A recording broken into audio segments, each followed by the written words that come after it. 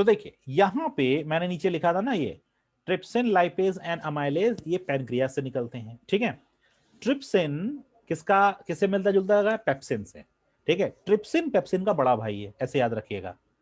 Trypsin जो है वो पेप्सिन का बड़ा भाई है, ठीक है। और जो अमाइलेज है वो सलाइवरी अमाइलेज का बड़ा भाई है, ऐसे याद रखिएगा, मिलता जुलता है। लाइपेज, लाइपेज को आप छोटी बहन मान लीजिएगा, दो बड़े भाई एक छोटी बहन, ठीक है। लाइपेज का फंक्शन आपको बाद बताएंगे।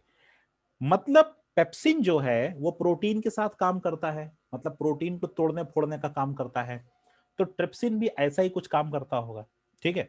अमाइलेज स्टार्च को शुगर में कन्वर्ट करता है, तो शुगर के साथ ये कोई काम करता होगा, बिल्कुल सही, काम करेगा ही करेगा। अब बचा लाइपेज। लाइपेज क्या करता है? ये जो है वो फैट को तोड़ता है, ठीक है। फैट को कन्वर्ट करता है फैटी एसिड्स में। देखो हमारे बॉडी में जितनी भी चीजें जाती हैं, ठीक है। आपने घी खाया, मेरी बात ध्यान सुनिएगा, सब लोग घी खाते होंगे, तेल खाते होंगे, देसी घी खाया, डालडा घी खाया, रिफाइंड खाया, कुछ भी खाया, सब फैटी एसिड्स हैं। ये फैटी एसिड बॉडी में जाते हैं लेकिन एब्जॉर्ब नहीं होते, पता है आपको? कब एब्जॉर्ब होते हैं? जब ये वाटर सॉल्युबल बन जाते हैं, वाटर सॉल्युबल। तो जब ये वाटर सॉल्युबल बनते हैं तभी ये बॉडी में स्टोर होते हैं, नहीं तो ये बॉडी में स्टोर नहीं होते हैं, ठीक। तो वाटर सॉल्युबल ये, इनको बनाता कौन है? यही सारे एंजाइम्स मिलकर इनको वाटर सॉल्युबल बनाते हैं। अगर एंजाइम्स ना हो तो हमारी बॉडी में कुछ भी डाइजेस्ट नहीं होगा, सब बॉडी से निकल जाएगा, यूरिन के फॉर्म में, एक्सक्रीटा के फॉर्म में, सब बाहर निकल जाएगा। तो इनको वाटर सॉल्युबल बनाना बहुत जरूरी है, इसीलिए हर चीज को वाटर सॉल्युबल बनाया जाता है। तो वैसे जो लाइपेज होता है, इसका जो जुड़ा हुआ पार्ट होता है वो होता है फैट से, इसको याद रखिएगा, बाकी तो आपको याद ही रहेगा। ट्रिप्सिन क्या काम किया? पेप्सिन का छोड़ा हुआ काम। पेप्सिन ने क्या किया था? प्रोटीन्स को पेप्टोन्स में कन्वर्ट किया था, मतलब प्रोटीन को सिंपल फॉर्म में कन्वर्ट किया था। अब ये प्रोटीन को पूरे फुल फॉर्म में कन्वर्ट कर देगा, कौन? ट्रिप्सिन। Next amylase. अमाइलेज में क्या था? सलाइवरी अमाइलेज था। सलाइवरी अमाइलेज ने शुगर को, सॉरी स्टार्च को शुगर में कन्वर्ट किया था। बचा क्या? शुगर। शुगर को अब किस में कन्वर्ट करेगा? ये ग्लूकोज में कन्वर्ट करेगा। लाइपेज, लाइपेज का काम ये है कि जो फैट होते हैं, फैट, ठीक है ना, वो क्या करेगा? फैट को फैटी एसिड्स में कन्वर्ट करेगा, फैटी एसिड्स में, ठीक है। क्यों? क्योंकि फैट को बनाना है वाटर सॉल्युबल, ठीक है। लेकिन एक बात और याद रखिएगा, बाइल का यहां पे बड़ा इंपॉर्टेंट फंक्शन होता है, दो बड़े इंपॉर्टेंट फंक्शन होते हैं। बाइल जब निकलता है, बाइल तो कहां जाता है? मैंने आपको बताया पैनक्रियाटिक डक्ट में जाता है। पहले पैनक्रियाटिक डक्ट में इसलिए जाता है ताकि वहां से निकलने वाले सब्सटेंसेस इसके कांटेक्ट में आए, बाइल के कांटेक्ट में आए। नहीं तो चाहता तो बाइल डायरेक्ट इंटेस्टाइन में जा सकता था, नहीं, पहले पैनक्रियाटिक डक्ट में जाता है, क्योंकि वहां से निकलता है ट्रिप्सिन, लाइपेज और अमाइलेज। तो ये ट्रिप्सिन को एक्टिवेट करता है, वहां पे वो HCl पेप्सिन को एक्टिवेट किया था, यहाँ पे ट्रिप्सिन को एक्टिवेट करता है। मतलब ये समझ लीजिए कि ट्रिप्सिन जो है वो एल्कलाइन मीडियम में काम करेगा, और पेप्सिन, पेप्सिन किस में काम करेगा? एसिडिक मीडियम में काम करेगा, ठीक। तो बाइल का पहला काम ये कि ये मीडियम को एल्कलाइन बनाता है। मैं यहां पे अलग से लिख रहा हूं ब्लैक से। बाइल का जो सबसे पहला फंक्शन है, मीडियम को, जो हमारे फूड का मीडियम एसिडिक होता है उसको एल्कलाइन बनाता है, एल्कलाइन, ठीक है। दूसरा काम, दूसरा काम यह होता है जो बहुत ही ज्यादा इंपॉर्टेंट है, पैनक्रियास के नीचे लिख रहा हूं, देखिएगा, इसको कहते हैं emulsification of fats, emulsification of fats, ठीक है ना, इमल्सिफिकेशन ऑफ फैट। तो बाइल इमल्सिफिकेशन ऑफ फैट का मतलब होता है फेंट देना, फेंटना किसी चीज को।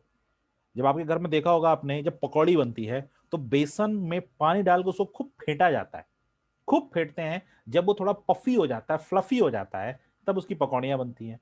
ये ऐसा काम किया जाता है। तो यहाँ पे जो इमल्सिफिकेशन ऑफ फैट का मतलब होता है कि बॉडी में जो खाने में फैट होता है उसको फेंट देता है, उसको इतना फेंटता है, इतना फेंटता है कि उसको पतला कर देता है, ठीक है। उसके पार्ट को पहले तोड़ देता है, क्योंकि ट्रिप्सिन का था, कुछ ना कुछ था ट्रिप्सिन ने, प्रोटीन्स के लिए दो आए, शुगर के लिए भी दो आएंगे, मतलब स्टार्च के लिए दो आएंगे।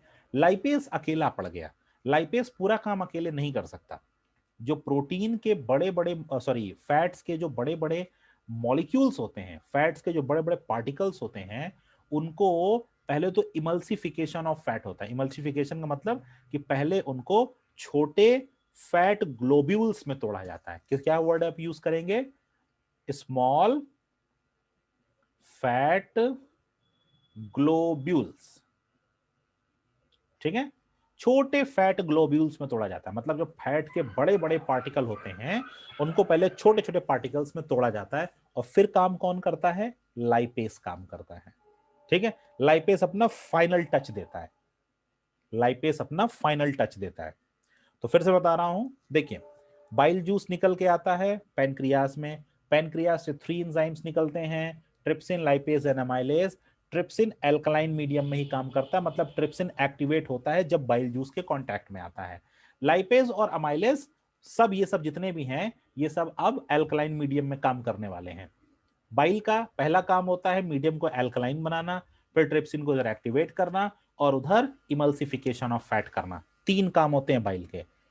अब मीडियम एल्कलाइन बनाना, दूसरा ट्रिप्सिन को एक्टिवेट करना, और तीसरा इमल्सिफिकेशन ऑफ फैट करना, ठीक है। जब इतना काम हो जाता है तो फूड और आगे, मतलब इंटेस्टाइन में, अब स्मॉल इंटेस्टाइन में बढ़ने लगता है।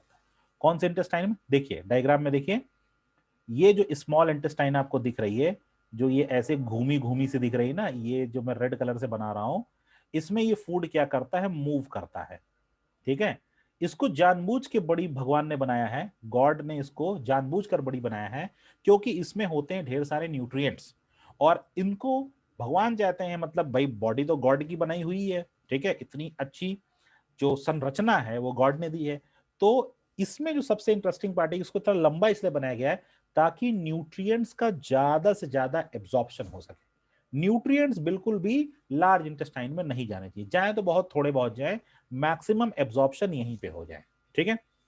तो फिर फूड आगे बढ़ा। ट्रिप्सिन का अब काम क्या होता है? फाइनल टच देता है, ध्यान सुनिएगा। वहां पे पेप्सिन ने उसको पेप्टोन्स में चेंज किया था, मतलब प्रोटीन्स को सिंपल फॉर्म में चेंज किया गया था, क्या गया था ना। अब यहां पे क्या करता है? ये प्रोटीन्स को अमीनो एसिड में कन्वर्ट करता है।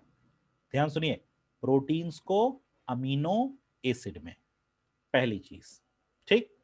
दूसरा काम आता है लाइपेस का। लाइपेस का काम है, जो फैट का इमल्सिफिकेशन हो गया, फैट को फेंट दिया गया है, उस फैट को फैटी एसिड्स में कन्वर्ट कर देना। Fat converted into fatty acids, number 2। Number 3, amylase. Amylase का क्या होता है? जो वहां पे स्टार्च का शुगर में कन्वर्जन हुआ था, अब ये शुगर को ग्लूकोज में कन्वर्ट कर देता है। क्लियर हो गई मेरी बात? तो मैं यहां पे लिख रहा हूं ब्लैक से, देखिएगा, यहां पे अमीनो एसिड, यहां पे fatty acid, amino acid, fatty acid, और ये जो एमाइलेज है ये क्या काम करता है? मैंने बताया, जो शुगर वहां बचा था उसको किस में करेगा? ग्लूकोज में चेंज कर देगा। ये हो गया फाइनल, सब बन गए वाटर सॉल्युबल।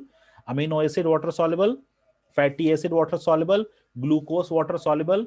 ग्लूकोज, शुगर भी वाटर सॉल्युबल था, लेकिन शुगर को और सिंपल फॉर्म में तोड़ना था, क्योंकि शुगर से एनर्जी नहीं मिलेगी, ग्लूकोज से एनर्जी मिलेगी। शुगर को और सिंपल फॉर्म में तोड़ना था, तो यहां पे ये ग्लूकोज के फॉर्म में तोड़ा। अब आता है एब्जॉर्प्शन की प्रोसेस, ठीक है। हमने पहला इंजेशन देखा, जो खाया हमने खाना वो इंजेशन हो गया। हमने डाइजेशन देख लिया, ये सारा काम डाइजेशन के तहत था, डाइजेशन पार्ट सबसे बड़ा। अब आता है एब्जॉर्प्शन। एब्जॉर्प्शन में क्या होगा? जो हमारा स्मॉल इंटेस्टाइन है वो क्या करेगा? फूड को एब्जॉर्ब करेगा।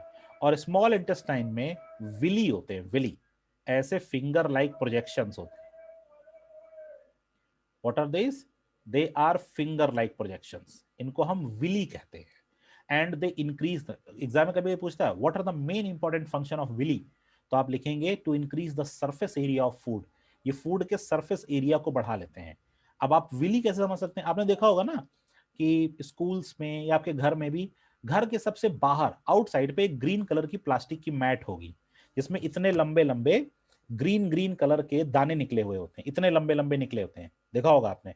उसमें आप अपना फुटवियर क्लीन करके तब आप घर के अंदर जाते हैं, मिट्टी लगी हो या कुछ भी लगा हो, तो आप उस चटाई को ऐसे रोल कर लीजिए और आप उसके अंदर देखने की कोशिश करिए। जब आप उस चटाई को रोल करेंगे, देखेंगे तो उसके अंदर आपको चारों तरफ से, मतलब पूरे सर्किल में आपको ऐसे ऐसे दाने दिखाई देंगे। समझ जाइए कि वो विली है। क्या है वो? विली है। ठीक है, ऐसे ही हमारी स्मॉल इंटेस्टाइन होती है। ये बिल्कुल स्मॉल इंटेस्टाइन का एक आपको रूप देखने को मिलेगा। ठीक है, तो स्मॉल इंटेस्टाइन में फूड का एब्जॉर्प्शन हुआ, सारे सब्सटेंसेस का एब्जॉर्प्शन हो गया। विली किससे कनेक्टेड होते हैं? ब्लड वेसल से। Villi are filled with blood vessels. Small intestine, large intestine both filled with blood vessels. So they are filled with blood vessels. ये ब्लड वेसल से भरे हुए होते हैं, फुल ब्लड वेसल से भरे होते हैं। तो जब ये ब्लड वेसल से भरे हुए होते हैं तो क्या होता है? क्या हुआ? ये खाना आपका ब्लड वेसल्स में पहुंच जाता है, मतलब ब्लड में पहुंच जाता है, और ब्लड फिर उस फूड को, उस न्यूट्रिएंट्स को बॉडी के रिपेयर के लिए, मेंटेनेंस के लिए, ग्रोथ के लिए, इंजरीज के लिए तैयार करता है, या अगर ऐसी कोई प्रॉब्लम है तो उसको दूर करता है। इसीलिए हम कहते हैं कि हमको बैलेंस डाइट फूड खाना चाहिए। अब खाने का एब्जॉर्प्शन स्मॉल इंटेस्टाइन में हो गया, तो खाने में क्या बचा होगा? Waste product. ठीक है, फूड फाइनली मूव करता है लार्ज इंटेस्टाइन में 7 to 8 आवर्स के बाद। 7 to 8 आवर्स के बाद लार्ज इंटेस्टाइन पहुंचता है। लार्ज इंटेस्टाइन बहुत लंबी नहीं होती, लेकिन मोटी होती है। क्यों? क्योंकि वो ज्यादा से ज्यादा पानी को एब्जॉर्ब करती है। ऐसा नहीं कि स्मॉल इंटेस्टाइन में पानी का एब्जॉर्प्शन नहीं होता, नहीं होता है, कम होता है। बट लार्ज इंटेस्टाइन में आप एग्जाम में लिखेंगे कि स्मॉल इंटेस्टाइन में फूड का एब्जॉर्प्शन और लार्ज इंटेस्टाइन में वाटर का एब्जॉर्प्शन। तो लार्ज इंटेस्टाइन में वाटर का एब्जॉर्प्शन हो गया, पानी वहां एब्जॉर्ब हो गया। सेम विली होते हैं, यही विली वहां वहां पे भी होते हैं, बट वहां पे थोड़े बड़े बड़े होते हैं और लंबे लंबे विली होते हैं। स्मॉल इंटेस्टाइन में छोटे छोटे विली होते हैं, बट लार्ज इंटेस्टाइन में लंबे लंबे विली होते हैं। तो स्मॉल इंटेस्टाइन में फूड का एब्जॉर्प्शन और लार्ज इंटेस्टाइन में वाटर का एब्जॉर्प्शन। फिर उसके बाद फूड पहुंच जाता है रेक्टम। रेक्टर पे होती है स्फिंक्टर मसल्स। स्फिंक्टर मसल्स जब प्रेशर क्रिएट करती हैं तो वो फूड जो होता है बॉडी से बाहर निकल जाता है। ठीक है, चलिए, तो आज का टाइम यहीं पे होता है कंप्लीट। रहमान, पाइल जूस का फंक्शन एक बार हम फिर से समझाएंगे। अभी थोड़ा सा पार्ट इसमें है, तो अभी हमको भी इसको फाइनल टच एक बार देना है। आपके मन में कुछ क्वेश्चंस होंगे या कोई टॉपिक आपको नहीं समझ में आया होगा, तो नेक्स्ट टर्न पे हम आपको जरूर समझाएंगे। ठीक है, don't worry for that. Okay, चलिए, ये भी हम बता देंगे यश आपको। ओके।